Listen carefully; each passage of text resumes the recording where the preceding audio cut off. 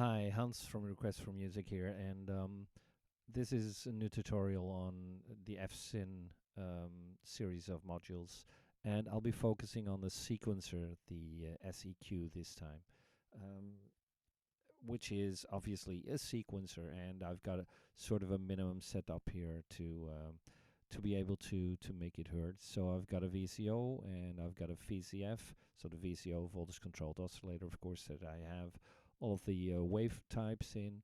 I've got a VCF, the filter that will be controlled by this ADSR to have it put into an envelope into it, and I have a VCA, the voltage controlled amplifier, which takes the envelope from this ADSR. So let's hook all of that kind of stuff up. So I need an output from this oscillator to go into the input of the VCF. I need the output of the envelope to go into the input of the envelope of the VCF. I need the output of the filter to go into the input of the VCA, and I need an envelope for the VCA to come out of this, and then the output of the VCA is the final thing that is giving all of the sound. So I'll take this in, and I got any sound there. So if I put a sawtooth in there, you'll hear it, and the VCA is switched off at the moment, so it doesn't really respond to any of the envelopes. So switch this on, so I only have sound when I need it switched on by any ADSR. So normally you would take a pitch to control the oscillator out, the pitch out of the source, so you'll drive it using a keyboard. Instead, I'm going to take it from the sequencer, and the gates for both ADSRs would normally come from the gate in the CV source as well.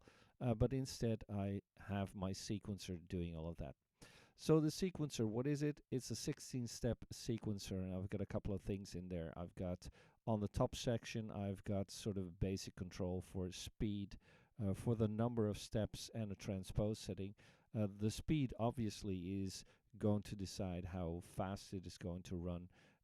The steps is actually the number of steps that you're able to use. It's set at 8 default, but you can actually take this back to 2 steps or take it all the way up to 16 steps, as you can see.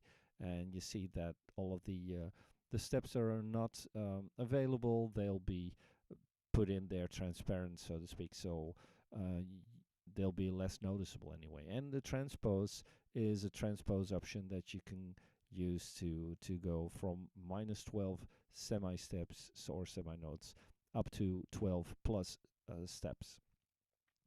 And close to the knobs themselves are inputs to drive it externally. So if you would want to change the speed while running the sequencer, you can do that that way. You can even change the number of steps that are available at the moment by using this input, and the transpose setting can be modulated as well.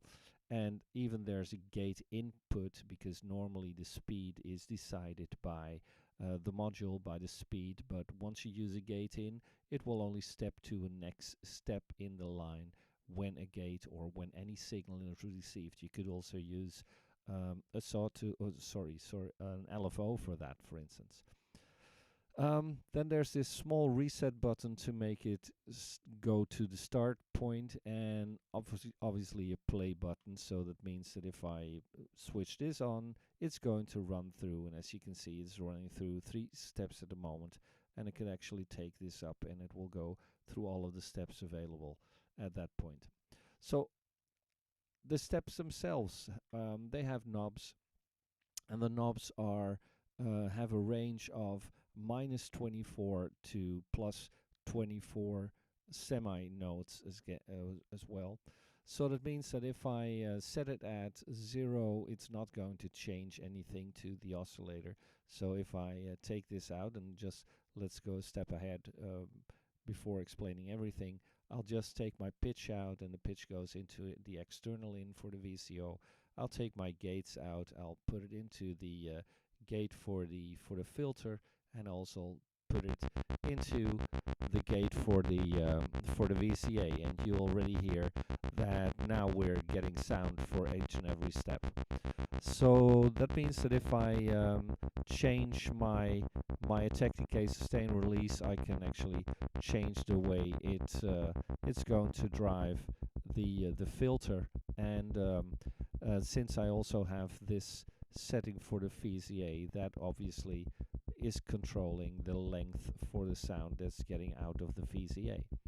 So if I have this and I'll lengthen this, for instance, you'll have more noticeable sound, and obviously you can have all of the settings on your VCF to drive that.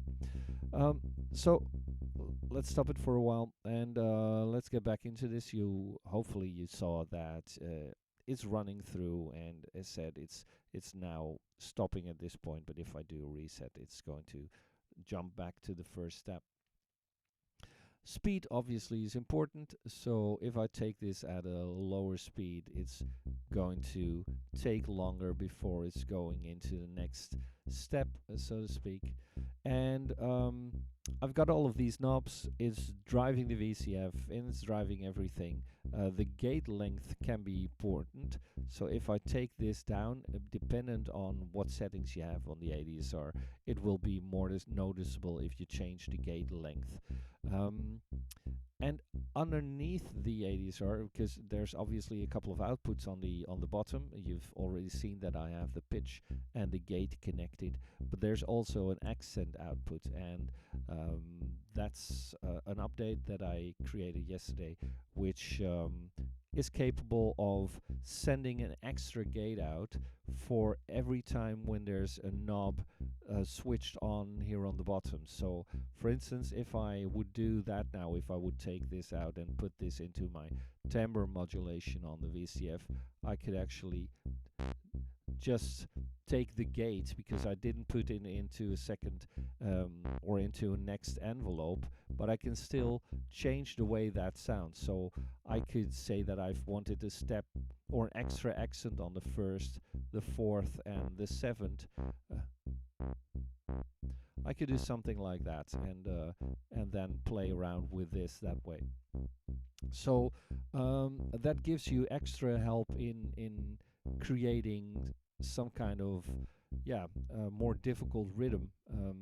Also, and obviously I could take this back and just drive it, and obviously I have this going into the same VCF, but if I would take a next VCF with a noise coming in there, for instance, maybe I'll just do that. So if I take a VCF and I'll put it in the second part here, in the second what's the name again, cabinet, and I'll take a noise as an input there, so I'll put my noise there. Most of the time I try to line it up as proper as I can, and obviously I could have aligned both of them to the left side, but I want it to be a bit more to the center of the screen. So let's say I do this, and I'll just take a white noise into the input, and I'll obviously I need one more ADSR to do this, so I'll just put an ADSR in between, and I'll take this accent out of the VCF that I did now. I'll put it in here, so this is going to be driven by the sequencer. So I'll take some length there and take the envelope output into the envelope input of the VCF, and all I need to do is put this into the main out, and I'm only using it in mono at the moment. But you can hear that I'm now sort of driving this as some sort of effect, which is only run at the first node of the sequence. So well, this would be normally the main kind of thing that you do. Say that you wanted some sort of melody, then you'd obviously have to select the melody there, and it's using semitones, which means that if this would be a C and you would use a C major scale, then you have some sort of a ratio between all of the notes. So the next one, if I would want to do C, D, E, F, G, A, and C, then the first note would be 0, the next one would be 2 semi-steps up, so 2, and the next one would be 2 semi-steps up as well, so that would be 4, first next one would be 5, and then I would have 7, 9, 11, and the last one would be 12, to have a complete octave. And the standard setting of the VCO is pretty low, so I could actually switch it on here by just going up one octave, doing like this, and put it like that. And obviously you could, if I also take the pitch output, I think I have to switch on my keyboard. I didn't have that prepared. That was stupid. So I have to go through it, and let's see, where is my key step that I use for this. So now my key step note is added to whatever note is coming out of the sequence. So if I take this up a notch,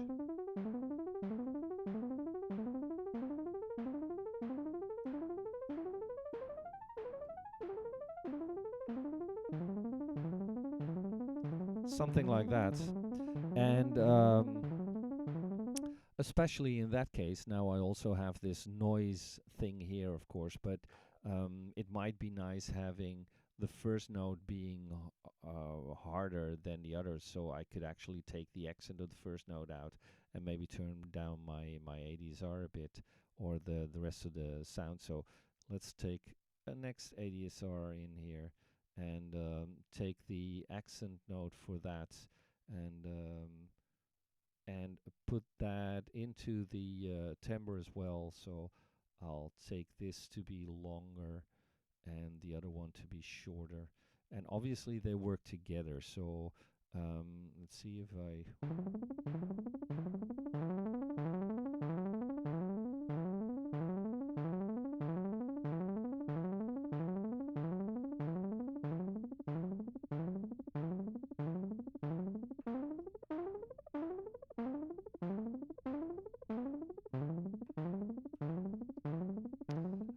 something like that.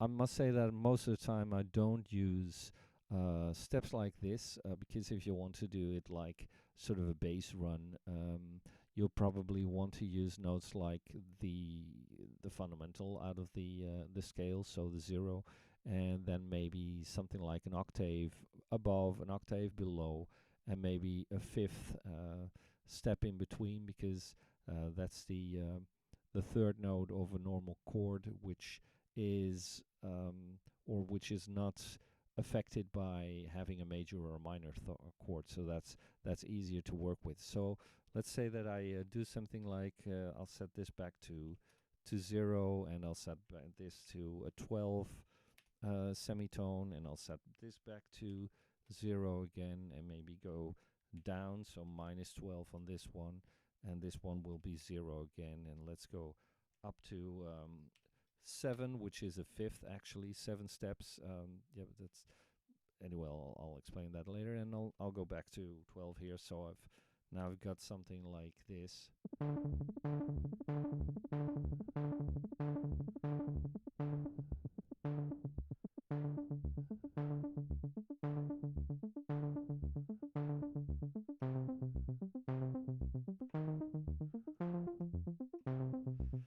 And I'm only pressing 3 notes on my keyboard. I'm pressing a low C first time, which is this. Then I'm pressing an E sharp, E flat, sorry, and an F note, and I'm going back to my C again. So I've got a loop like that. So I could do that, and actually, if I have something like this, and I don't want certain steps out of this sequence, I can actually use a shift key to press on a note, and you'll see that it changes in color, and that means that this is omitted. So now I would have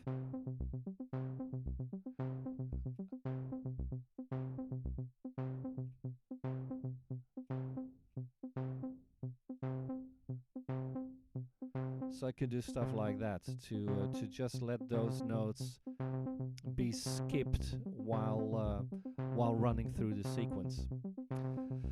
Now the other thing is that, and I'll take this back again, and if I now take a new sequencer, so I'll copy this and drag this in. I'll take everything from this, switch it, move it over a bit, so still somewhere in the center. I could actually have this run all of those 8 notes, and then let's see what tempo I had. I had 113. I'll put it at 120, which is a bit easier to work with. So this is running at 120 beats or whatever, and now I'm going to use my accent because actually if there's something in the gate input, it will stop running. So normally if I have this running, it will do that, but as soon as I have this gate in connected, it will only run through the steps if it receives a gate. And on the first sequence, I had this first step sending out a gate through that accent output on the first step. So that means that if it runs through that, and let's first of all make it slower, that it's running through it, and you'll see that the next sequence is going to the next step as soon as that is reached. Sorry. So if I wanted to actually do the same kind of thing that I did manually just now by playing all of those notes, I would only have to use this C note. I would need those 3 steps, so I would go back this way and take the C step. I take the E flat, which is 1, 2, 3 notes further, so I'll put this at 3, and the F, which is 4, 5, so I'll put this last one on 5, and I could take the pitch output and put that into my external as well to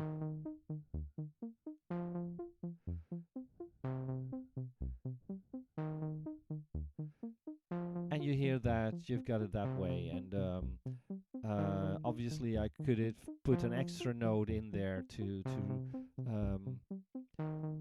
have it sort of 4 steps instead of 3, but it still does that. And the speed here, I think it might have been better if I'd taken 4 steps and the second one the same.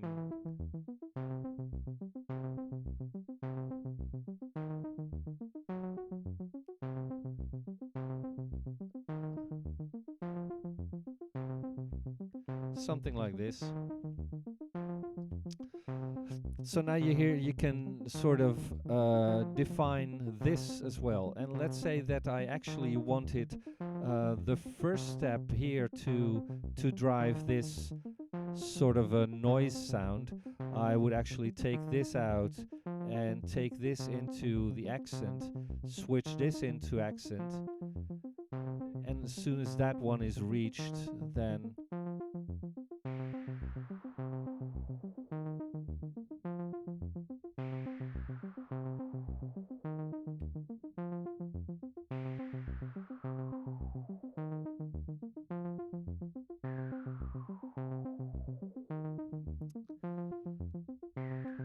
and then still I had the option of switching notes on this part out. So yeah, I think that sort of shows what you can do with these, and of course you can make it more difficult than this. This is just a simple or basic setup. In my preset bundle that you have or that is available for you to download, which is in Dropbox, which has loads and loads of patches. I'll show you here if I am able to do that, because this links actually to the same list that is in there. In the preset list, there's different categories, as you can see. So there's sequences, brass, pads, strings, and all kinds of stuff in there. Some templates if you want some basic settings for whatever. I think there's more than 2,500 presets in there, and I put whatever I create in there as well. Yesterday I've put on a melody using a duo sequencer, which actually is 3 sequences, I think. So let's just load that one. So I need to be in this. Yeah, I'll go into my sequences and I see the duo sequence here. So I'll take this out. So in this case, let's see what I have here. It's quite a large setup. I'll put the volume down for a bit, for a while. It's a quite large setup, and there's a whole lot of things going on. You see the same kind of combination of 2 sequencers here, with the one combining, or with the one sort of driving the other one. So this is a shorter one with 6 nodes, and there's two outputs, 2 gate outputs through the accent, and the accent is driving the second sequencer, which has more steps in some arrangement there. And this one is driving a couple of VCOs here, and ADSRs and filters and VCAs, and it's going to a delay, and there's noise in there and a whole lot of stuff. So far I've been working with noise and that kind of stuff, and maybe an oscillator to mimic things like hi-hats and that kind of stuff in there. I'm planning on creating an extra module, or maybe even 2 modules that will be or can be used for percussion. So I think one module will have the kick, the snare, and a hi-hat in there, and the next one will have some toms and a cymbal. And not like samples, they will be created with normal oscillators and filters and stuff like that, and noise. So it's more sort of a synthesizer kind of way of creating percussion, but then at least you wouldn't need as many modules as I would need now, because then both or all 3 of them will have their own gate. Like, for instance, the VCA has 3 inputs, then that module will have 3 inputs and a couple of knobs, and an output per snare, kick, and hi-hat to place in there. But the bottom part is the main sequence, as I said. Then I have some control over an extra sound. So if I listen to this, you hear that there's this sequence, there's this noise that I told you about, and there's also some noise that is this extra noise, which is actually running through the VCA, and the VCA is sort of again opened by the sequence as well. So that's why the noise that is going in here sounds like it's running through a tremolo or something like that. And then I've got extra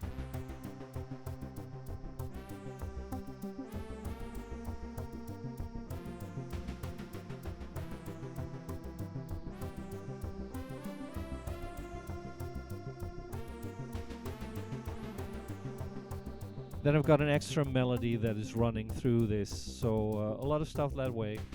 And I've got all kinds of sequences in here. There's some familiar ones that you can run. I must be careful, of course, with the length of those sequences, but something like that, or stuff like that.